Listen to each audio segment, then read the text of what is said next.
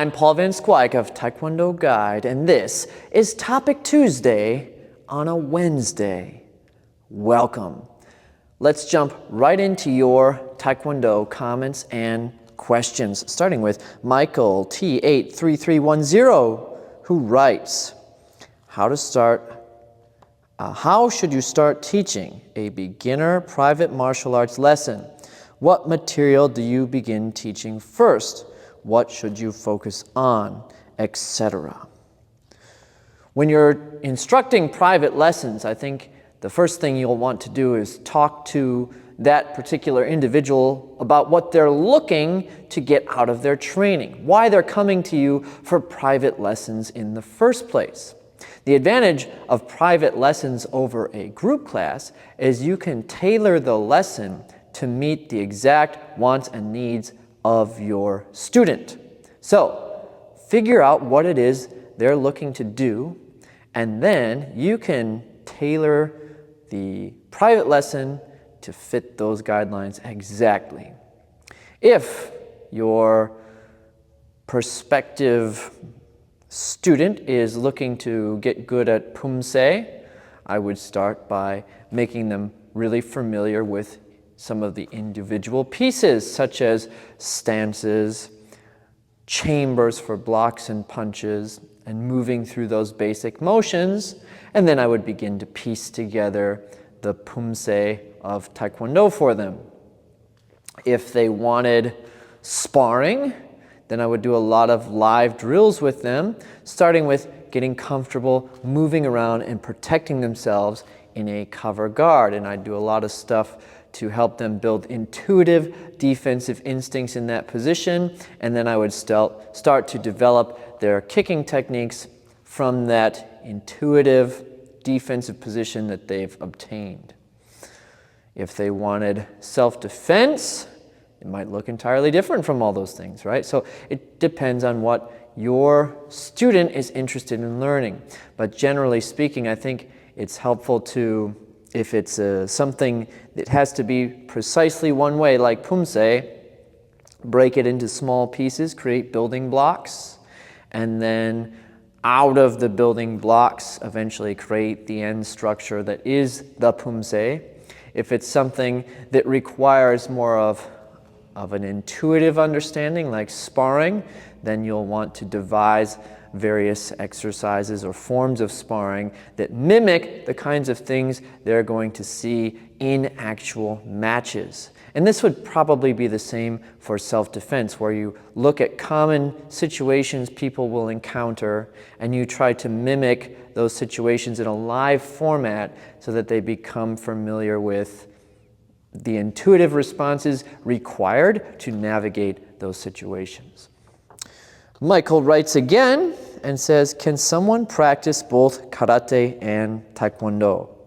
Michael, you can do both, but you'll go straight to hell. Straight to hell if you do that. No. Okay. Obviously, yeah, you can do what you want. I have done karate and taekwondo, but what I would tell you is pick one and build an advanced level of skill in it, at least first degree black belt, before you do the other, simply because they're quite similar to each other, and the idiosyncrasies between the two can get confusing until you're at a sufficiently advanced level where you can shift from mode to mode. You don't want to confuse your body too much in the beginning, doing essentially a lot of the same stuff with micro differences. When I did Uechi-ryu karate, the punch was the same as the punch in Taekwondo Pumse. It goes straight out and turns over, except they chamber, instead of on the hip, up by the floating rib. Now, if I'm a Taekwondo Pumse competitor and I don't have a whole lot of time in, that could really throw me off, and then I could lose on penalties for chambering in the wrong place because my Uechi-ryu kicks in, right? So pick one and develop it at a high enough level where you can easily distinguish between the two if you're interested in doing both. That would be my recommendation. From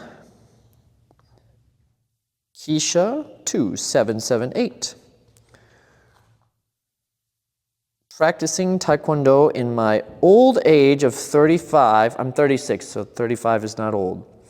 And the possibility of trying to accomplish a middle split and encouragement to keeping up with these teenagers. So you're wanting some encouragement, it sounds like. Okay, on the middle split, it's good to have goals. No doubt it's good to have goals. You do not need to be able to perform a split to do good Taekwondo. There are plenty of people who do good Taekwondo without a split. Maybe you can't be a world-class Pumse competitor, but the odds of pulling that off are low anyway. So absolutely pick things to strive for, but when it comes to flexibility, everybody has a point of diminishing returns, and I think it's important to find that. This is my personal take. Some people can develop a high range of mobility and flexibility with very little effort. Other people would require hours and hours and hours of stretching to accomplish that. You should not spend hours and hours stretching every week. I think there are better things to do with your time.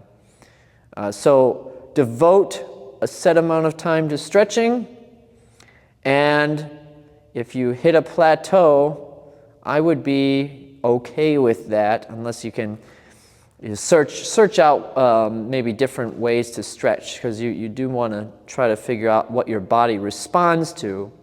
But my experience has been that a lot of people plateau at certain places, and in order to break through that plateau, they have to spend sort of unrealistic amounts of time on their stretching.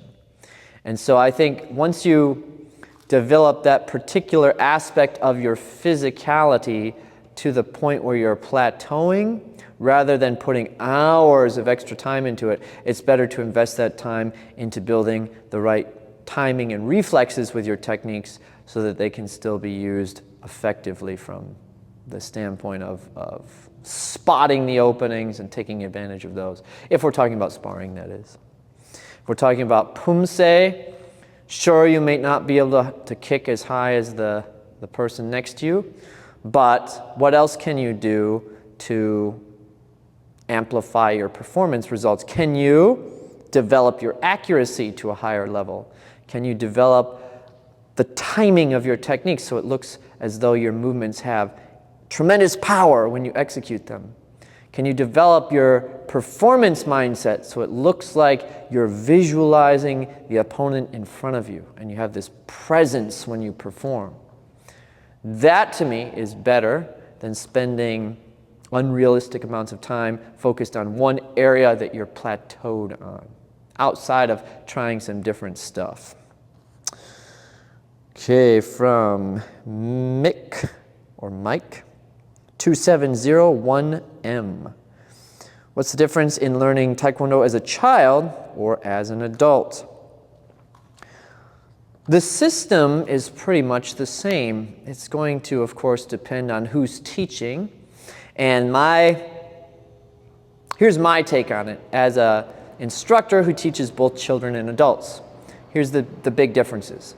Okay, for the kids' classes, I make them shorter, and I focus on content for shorter durations simply because they tend to have shorter attention spans.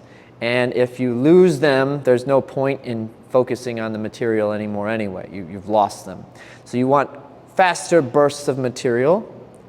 And I only teach them the sport side of Taekwondo just because they only have so much time in the classes, and they're slower learners in many regards, especially when it comes to things that involve abstract thought. So self-defense requires some abstract thinking, some fantasizing about potential scenarios and putting yourself into that abstract zone, whereas children tend to gamify everything. That's cool. It works really good for training them in sports. And I also think that, I'll finish that thought. because of the time constraints, I want them to be able to walk away with a high degree of quality in a particular area, so I just focus on the sports side, just so I can give them one thing with a high enough degree of quality. And then I also think that there's a reason kids do sports and that we push sports on kids so much. It serves as a hero's journey, a coming of age sort of part of their life where they're pushed, they're driven outside of their comfort zone, they compete in demanding situations, and out of these demanding situations they forge themselves into better people, into productive members of society. This is why kids do sports and have done sports for a very long time. Most governments see sports as valuable. That's why we have PE classes and so on, right? So the sporting quality of Taekwondo I emphasize more for the kids. Now, adults, many have already gone through this process. They're working, they have proven themselves in some way, they're already respectable members of society. So I think their concern is usually more on maintenance. How can I preserve my youth? What kinds of things can I do that keep my mind sharp, that keep my mobility high? And they always like the ideas around self-defense. So it's all about self-improvement and feeling like they have some extra tools to deal with a would-be attacker. Now, that side of the training, as you know, I find that to be a complicated situation, and I never really emphasize that I'm teaching anything self-defense related, but that's what's internalized. It's just part of the mythology of martial arts. And I do think, regardless of the emphasis placed on self-defense training, if you're doing things that involve kicks, punches, blocks, sparring, physical movement, you're going to be much better off than if you weren't doing those sorts of things when it comes to protecting yourself against some sort of attacker, even if it just means understanding how to posture yourself in a way and have the physicality that deters someone.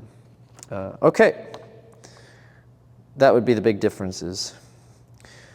Practicing Taekwondo after the age of 65. This is Dennis G3275, practicing Taekwondo after age 65. I am only 36, so I can only speak a little bit to this. My mother started, I think, 51 or 52 years old, and she is currently 68, and she is working on starting a program for senior Taekwondo students. And so the training should look different. It should be lower impact. It should emphasize techniques that are low risk for people in that age range. Aging is a reality that we should be realistic about. Don't do flying side kicks if you're 68 unless you've been doing them your whole life and you still feel totally fine doing them. Don't take a 68-year-old who's never done a flying side kick or isn't very physical and have them do that. There's plenty of good basic techniques that are going to be life-preserving for someone in that age range. So tailor it to that particular age by focusing on the low-impact basic techniques. And this is going to lead into another question. Don't try to compete with the youth. They're just unfortunately going to be capable of things that your body doesn't want to do anymore. That's okay. That is part of life. That is something we must just be honest about, not let our pride, our ego get in the way. And I'm not trying to say don't be ambitious, don't strive to be better, simply be realistic. Listen to your body. And if you get to the point where you can accomplish something you never thought you could, fantastic. Just don't try to do it right out of the gate. I think Taekwondo is one of the martial arts systems that can be practiced for almost the entire duration of one's life. If you can get up and walk to the dojang, you are probably capable of doing some Taekwondo. So if you're somewhere between 3 and 83, or somewhere around there, right? Then I think you can get something out of the training, provided you're tailoring it to meet your specific needs within the age you're talking about. So that's what I'd say as a 36-year-old who can't give you too much insight about what it's like to train as a 65-year-old. Okay, so this is from, keep forgetting how to say this. This is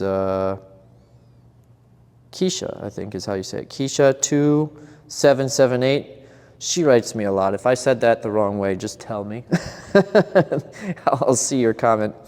Please, sir, speaking of Pumse, for Palgwe Wanjang, steps 6 and 7, is it inside block, or outside block? I've seen videos both ways, etc. I'm just going to cut you off and say, I'm sorry, I don't know the Palgwe forms. Those were never part of my curriculum. It's interesting, those preceded the Taeguk forms, and they're no longer part of the official Kukkiwon Taekwondo curriculum. The Taeguk forms won that battle. But one of my head instructors knows the Palgwe forms, and then the Tangsudo forms, the Pyongan forms. So in our particular upbringing, we learned the Taeguk forms, and the other set of forms that we were supposed to learn were the Pyongan forms, the Tangsudo forms, or karate forms. The Palgwes were axed. So I never did learn them, and a lot of people in the Taekwondo community do not know those forms. So I'm sorry I can't help you there. All right, from Daryl 2023. Daryl writes, enjoyed your viewpoint on boomer dough in relation to black belt thing. Speaking of black belt, what is your opinion on the price of a Kukkiwon certificate? Do you think it's fair to support WT over in Korea when you train here, or does the funding spread globally in return, etc.? I don't think tournaments are cheap to fairly cover overhead costs, but does the host school get a WT bonus? Asking in a polite way. Do you give school certificates for juniors so parents don't flip, or are people adapting to $500? I assume you mean $500. Does nobody care about belt fall into the same category as certificate on the wall? If so, why the high price for them? Okay, I'm going to assume you're talking about $500 US or something close to that equivalent. Okay, Kukkiwon certification is an interesting thing. There is now a path where if you are a high enough ranking instructor, you can go and take a Kukkiwon seminar of sorts and get certified to give people these certificates to a certain level. And I think if I'm not mistaken, it's 6th dan and higher, you still have to submit like a video review to the Kukkiwon in order to get that certificate. This is all newer stuff, and I'm not entirely familiar with all of it. I'm sure someone can fill you in a little bit more in the comments on the specific protocol that's being used right now. But what I can tell you is pricing for Kukkiwon certificates is not that high. If I'm not mistaken, for 1st dan it's $70 and 2nd dan is $90. The thing that you're going to run into is that only certain individuals can get those certificates. So in my case, I am not currently certified to issue a Kukkiwon certificate so I go through another channel, and then I have to pay whatever their processing fee is, essentially. Now, if an instructor is telling you that a Kukkiwon certificate costs $500, and I'm only off the top of my head guessing here. I don't think any of them cost that much, even at the higher ranks, but I could be wrong. Certainly not at the lower ranks. Then what they're including in that price is their processing fee, what it costs for their labor to submit documentation to the Kukkiwon in order to get that certificate for you. Is that fair? Well, I think people have the right to ask any price they want for their services, and you have the right to say no. So if you like your instructor and you feel like they've done a good job training you, so on and so on, then you're giving them that money that supports their school, their dojang, their sacrifice in opening it, because it is not easy to run one of these. And so, you could think of it that way. It's a price you're paying to support your school and your instructor.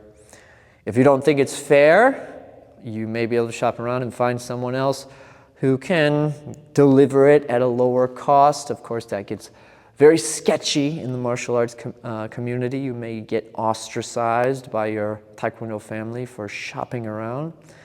Taekwondo is not traditionally seen as a free market activity. But yeah, just so you know, at least in the lower ranks, there's no Kukkiwon certificate that costs that kind of money. It starts at $70 and works its way up for each Dan rank. At least that was what it was priced at a few years ago. So be aware of that. I'm just reviewing your question.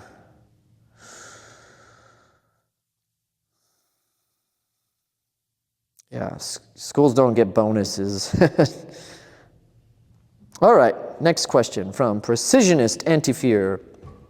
Ahoy, Master, I have a question. What muscles are used in a kick, like roundhouse, hook kick, etc., and what exercises should we do to strengthen those muscles? Well, as I've been saying, please go to my website, tkdguide.com, and sign up for my free course called Supercharge Your Taekwondo, in which there are a whole series of exercises that specifically mimic the kicking techniques in Taekwondo to develop a greater level of physicality for those specific things.